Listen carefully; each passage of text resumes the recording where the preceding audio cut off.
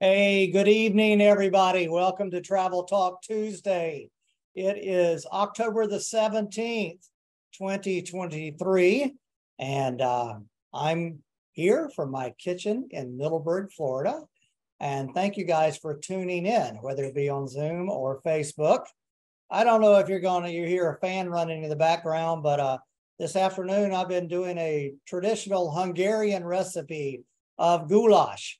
Now, not like the goulash that we have here at home, which is usually macaroni and hamburger and maybe cream and mushroom soup or something. I don't know what it is, but this is typical Hungarian goulash. So the first thing I want to do, just before we get started with our Croatia and Budapest portion of that, a little bit about my cooking and my recipe for traditional Hungarian goulash. So this begins with a sliced bell pepper into rings and then cut them in half. And then the vegetable and seasoning ingredients are 16 ounces of whole peeled tomatoes, 2 red bell peppers, 8 ounces of carrots sliced, 4 celery stalks sliced, 1 onion rough chopped, 1 leek sliced, salt and pepper to taste, and very important, 2.5 tablespoons of Hungarian paprika. Now you see here some chopped potatoes as well. I was going to include that, but with further research about authentic Hungarian goulash, potatoes were not included in the stew recipe. So I basically roasted those separately later on and had them with the meal.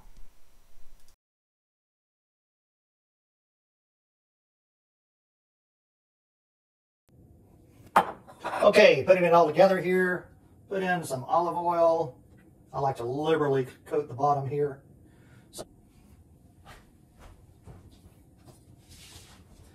Then goes the rough chopped onions.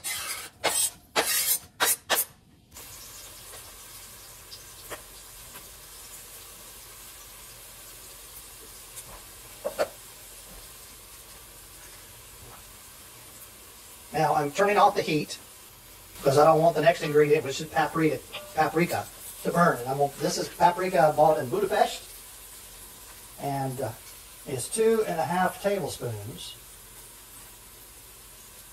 And I'm going to sprinkle that on the onions. There's 1.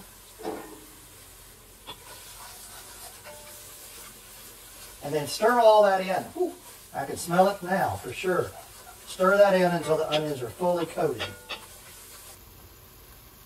Okay, the next ingredient is a little more than a pound of beef chunks.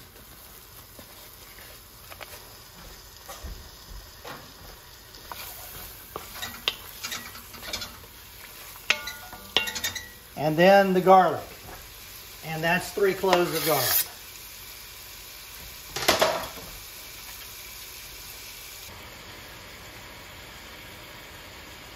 I want to add in a little beef broth, just to add a little more to it. Again. Okay, next goes in some peeled tomatoes. These are San Marzano from Italy, but any of them would do. I don't even have to do anything other than put them in because they're going to cook down.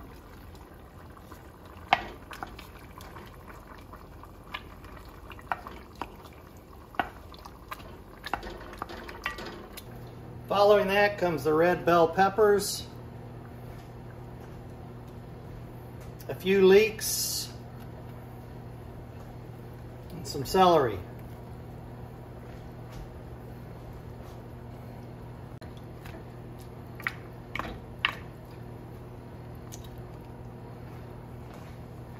Now I'm going to cover it with broth until it's just a bit above. That's some beef broth, by the way. A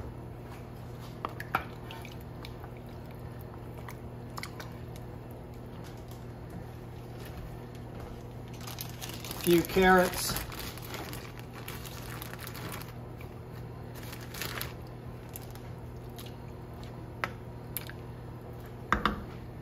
Cover it, turn it down, heat down, and let it go for about 1.5 hours. So we're about 45 minutes into the cooking process. You can see everything's coming along nicely. After about an hour and a half, we'll take the top off and let it boil down a little bit, and then serve it over some freshly cooked egg noodles. And I've also prepared some roasted potatoes. So I found I had to add a little more salt and pepper, and also we had to put salt and pepper on the egg noodles, but it turned out perfectly. Roasted potatoes, Hungarian goulash, served on a bed of egg noodles.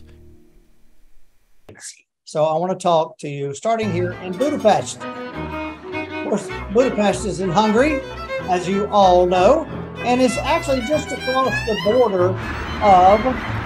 Hey, David McGuffin here in Budapest, Hungary. Going to be here 2 or 3 days. I hope you enjoy this look around the city. Parliament building in the background, across the river Danube, and then the chain mail, the chain bridge, not the chain mail bridge, the chain bridge here in this direction. Hey, your adventure starts right here with David McGuffin's Exploring Europe.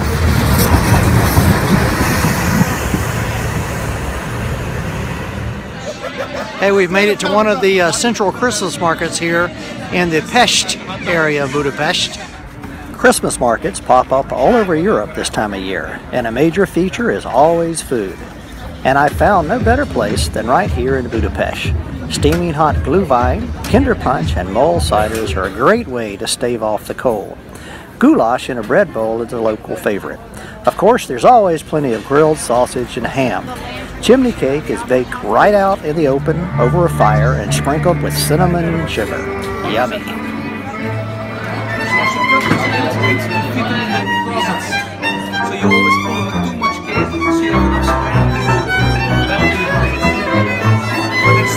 The Hungarian State Opera was built in the 1890s. It was heavily damaged in World War II and restored to its former beauty in the 1980s. With opulent marble and gold decor along with its colorful frescoes, this is one of Europe's finest opera houses. This is the Millennium Monument. It was built in 1896 to commemorate the 1,000-year anniversary of the Magyar people's arrival here in this part of Europe. This monument was erected in 2006 to commemorate the 50th anniversary of the Hungarian uprising against the Soviets. It sits on the site of a colossal statue of Stalin, which was cut down during the uprising. The monument symbolizes a few individuals starting the impossible uprising and gradually coming together in unity to plow through the Soviet regime.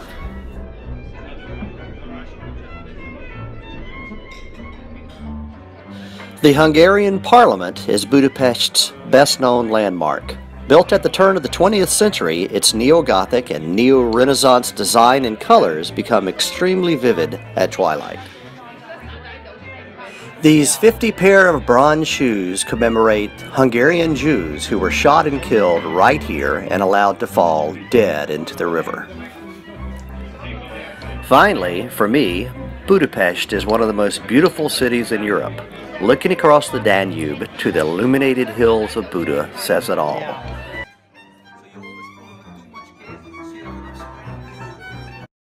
So all of Hungary sits upon thermal springs and thermal waters.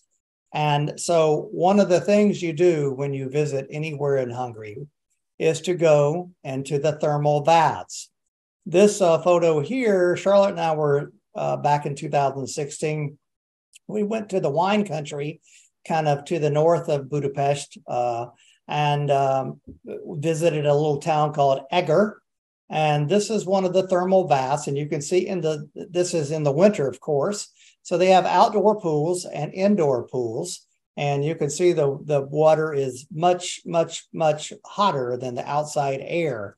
And so we were able to go in there, and there's no big deal about going to the bath. You wear your bathing suit, and the water gets up to somewhere around in the 90s and close to the upper 90s as far as Fahrenheit goes. And it's just a relaxing experience. And Charlotte and I went, and we went one morning, and once we finished our plunge into the bath for about 2 hours, we felt like wet noodles, and all we could do is go back to our hotel room and lay down in bed and take another nap. So we squandered away half the day, but what an experience. So in Budapest, they're the same things abound, and there's like 8 or 9 different baths here. So from Budapest, we travel south to the town just across the border of Croatia called This is my friend who Osijek. owns Pointers Travel, and we go to the next 2 destinations, which I've not visited, but I'm going to next or in December. So this town is called Osijek. Osijek. The whole region was part of the Austro-Hungarian Empire, so the Habsburgs have a rich influence as far as the architecture and the culture in the area. But as you know, if you can remember back, some of you, back to the war in Bosnia and Serbia and everything, there's also a lot of ethnic groups in the area as well, which make up the indigenous people.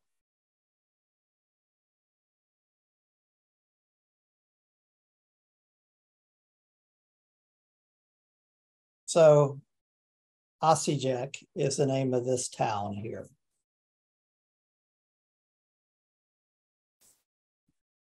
So in December, I'm going here. I'm visiting my friend Kronos. Actually, his real full name is Kronoslav, because everybody has a Slav on the end of their name there, if they're Slavic.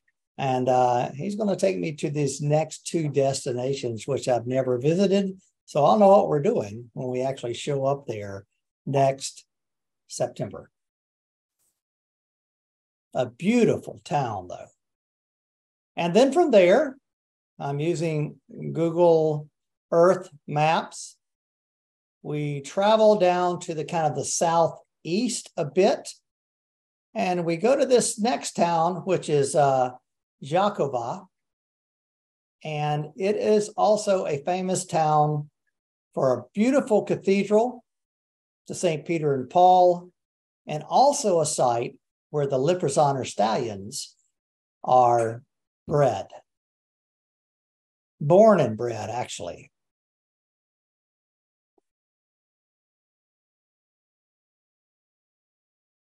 This cathedral is one of the most famous and what's called one of the most beautiful cathedrals between Venice and Constantinople, they say, Istanbul. Another video from my friends Kronos at Pointers Travel in Croatia. In the heart of Slavonia, surrounded by endless fields, centuries-old forests, and beautiful lakes, lies a tourist destination, the town of Jakovo. This is a revering city of rich history that will tell you one story at every step. There is no more beautiful scene than the one when the sun rises over the 2 bell towers from the black soil on the wide Slavonian horizon, when its warm rays tangle among the bright red bricks.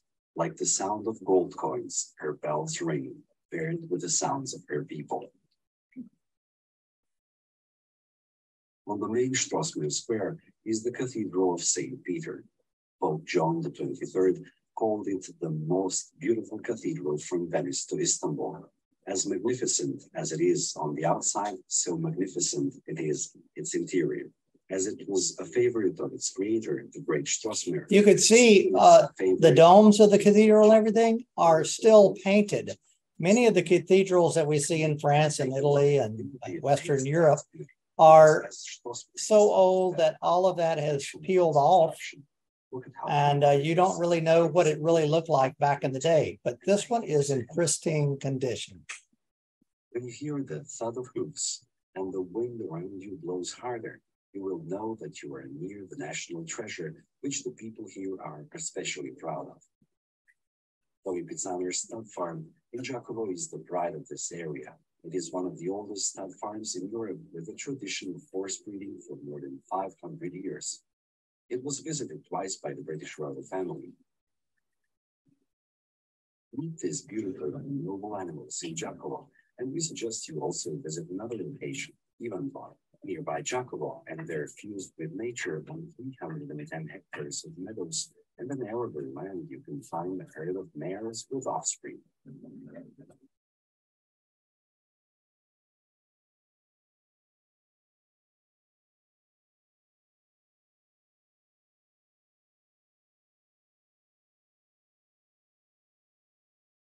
So from that town, Jakova, we go over to the capital, which is Zagreb,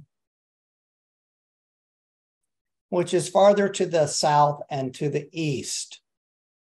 Now, Zagreb is a huge city. Zagreb has been the capital of Croatia since the country gained its independence in 1991. However, the historic city center has been bustling for centuries.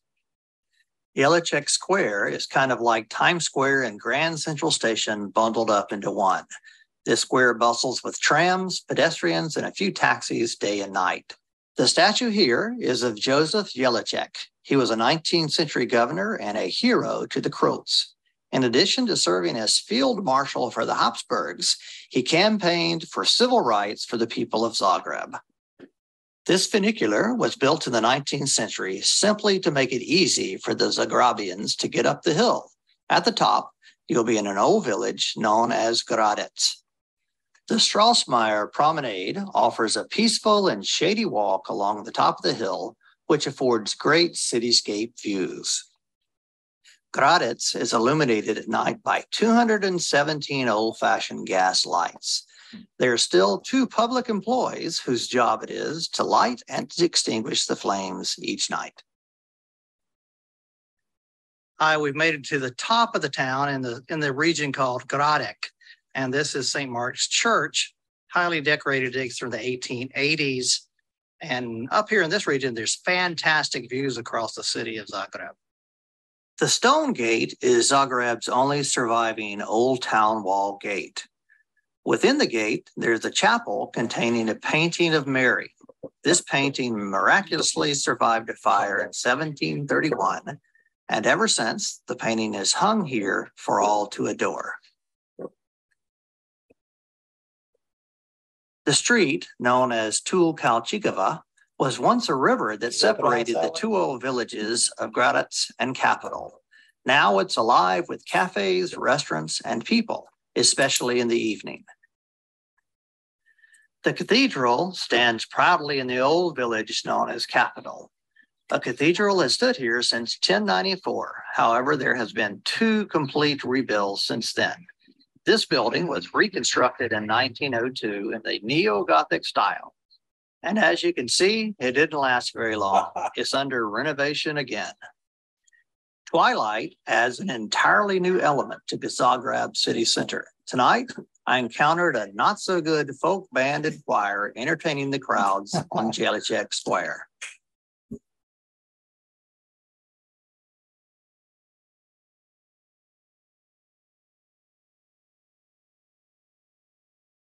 The capital of Tulkalchikova Street offers many dining opportunities and a chance to sample some authentic Croatian food and wine. I hope you've enjoyed this look around Zagreb's old town. Your adventure starts here with David McGuffin's Exploring Europe.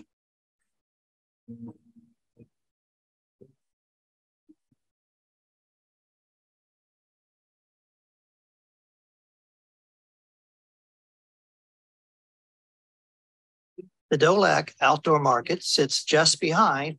So outdoor markets pop up all over the place in Europe. And anytime we're in an area that has those coming in, whether it be once a week or, as in this case, every day except Saturday and Sunday, I think the people that I take traveling with me should have a look at it and have an appreciation for the locals who come in there. Now, this is kind of crazy because I had a group in September last month through Volterra, and Volterra is in Italy, and Volterra has a market that comes in every Saturday morning. So during the busy tourist season, the market comes in and is down below town on the road where the Roman theater is located. And then in the winter and the early spring and the late fall, it occupies the town center. Well, we may make a big point on Saturday to just spend some time going to the market. And for the first time ever, I had someone on one of my tours complain that we stayed an extra hour or two to let them go to the market. She said all she saw was toilet paper and stuff you could buy at Walmart. Well, obviously, she didn't get to the market part of the market, because what you're going to see now is what's the market all over Europe. The stairs from Jelinek, the main city square. There are many neighborhood markets in Zagreb, but for a tourist, this is the biggest and the best. Each morning, local farmers, vendors, and craftsmen set up a table under the colorful red umbrellas to sell their wares until about 1 o'clock in the afternoon. I especially like to browse the local handmade crafts, chat with the vendors, and learn a bit about their culture and way of life. Today, I purchased several authentic folk musical instruments to bring home to my grandkids. The market is loosely divided into not learned to play yet. Vegetables and flowers. Under the market square, you'll find fresh meats, fish, cheeses, honey, and cream on sale. This is one of the best outdoor markets I've visited in Europe, and certainly a place to embrace the culture and feel the pulse of everyday life.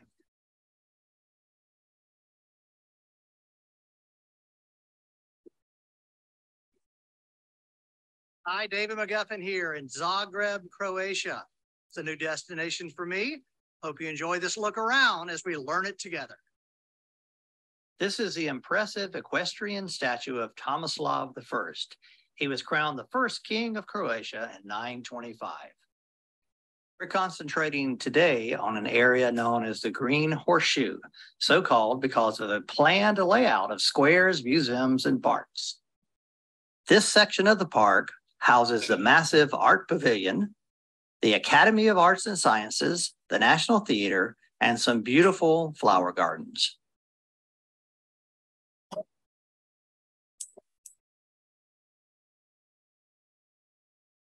The music in the background is coming from the nearby bandstand, surrounded by many food kiosks. I hope you've enjoyed this look around the Green Horseshoe here in Zagreb. Your adventure starts here with David McGuffin's Exploring Europe. We're going to the lakes, Plitvice Lakes. This is amazing. Hi, David McGuffin here from the land of 1,000 waterfalls. I'm in Croatia. I hope you enjoy this look around Plitvice National Park.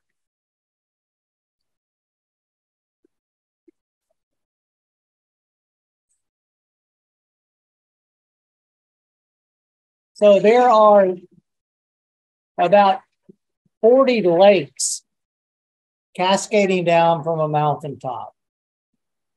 As you can see with the white crystals everywhere, it's very rich in limestone. And these cascades have gone for centuries and created these beautiful waterfalls all over the place. And this is a UNESCO Heritage World Site. And it is just something that I have never seen or experienced before. And you just don't know what you're missing out on if you've never been there. And this is definitely a destination that we visit on this tour in Croatia.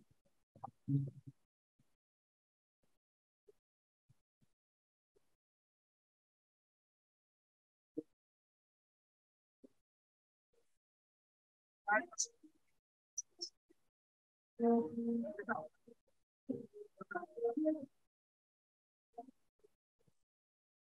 think that's the uppermost lake. I hope you've enjoyed this look around this corner of Croatia.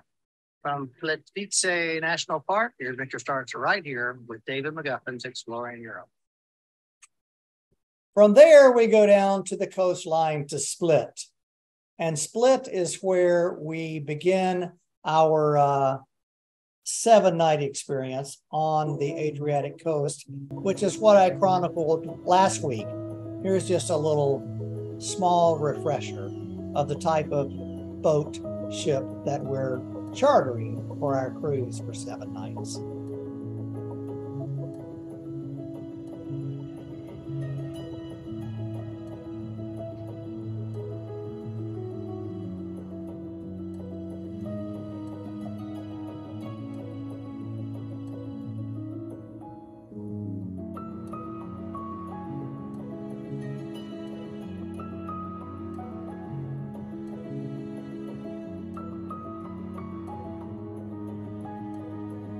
So at this point, we've got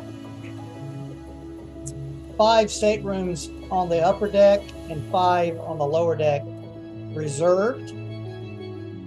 We can get a few more, and if we get more than 10 rooms, we may just charter the whole boat. So it all depends on who signs up and what we do. So no pressure on anyone, even on me. But I would love to have that happen. There's 18 cabins total. So even if we're with a few other people, it's 36 maximum. But this cruise is phenomenal. And the destinations I chronicled last week, look it up, Travel Talk Tuesday, davidmcguffin.com/TTT to see last week's episode.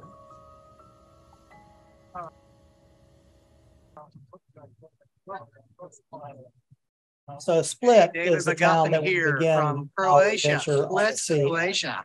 It's about 10:30 at night, and I'm on the main drag in this crazy city. It dates from Roman times. Emperor Diocletian had a palace here for his retirement palace, and it dips down into the harbor. This seems to be the main street to walk up and down for the local ambiance. I hope you enjoy this adventure right here in Split, Croatia. I'm here on what's known as the Riva. That's actually Italian for harbor. This video is filmed at night and you'll not be able to see a lot of details, but I hope the surrounding sounds and festive life will provide enough information to entice you to stick with me for a couple of minutes. This harborfront promenade is the spot where locals gather after dinner for people watching and a stroll.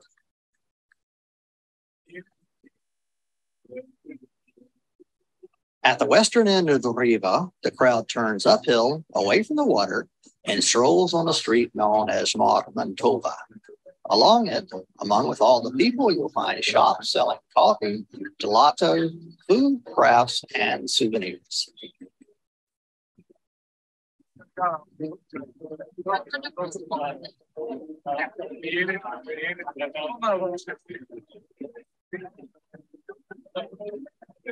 From Split Harbor and Croatia, your adventure starts right here with David McGuffin's Exploring Europe.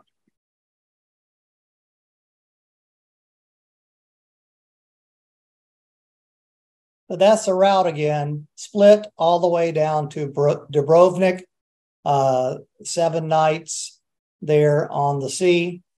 And you can't go wrong with that. I won't stop it right here because I just want to point out that we're trying to pair the land tour that I just described, beginning in Budapest for 6 nights. So Budapest, going to Anasizek, and then to Plitvice Lakes and hitting Zagreb as well, ending in Split, then hopping on the boat for another 7 nights, doing all that cruise on the Adriatic down to Dubrovnik. So I'm promoting that as one tour package. So my booking conditions are a bit different than what we usually do with David McGuffin's Exploring Europe trips, because we're having to negotiate with the ship's owner and the captain, who is the ship's owner, to fit into what they want to do and their conditions they want to do. So basically, a $400 deposit guarantees your spot, and you tell me if you want a cabin on the deck or below the deck. The prices differ, and you can look online and see that. And then $400 deposit will guarantee that after 7 days and book your stateroom on the ship. And at that point, that $400 becomes non-refundable.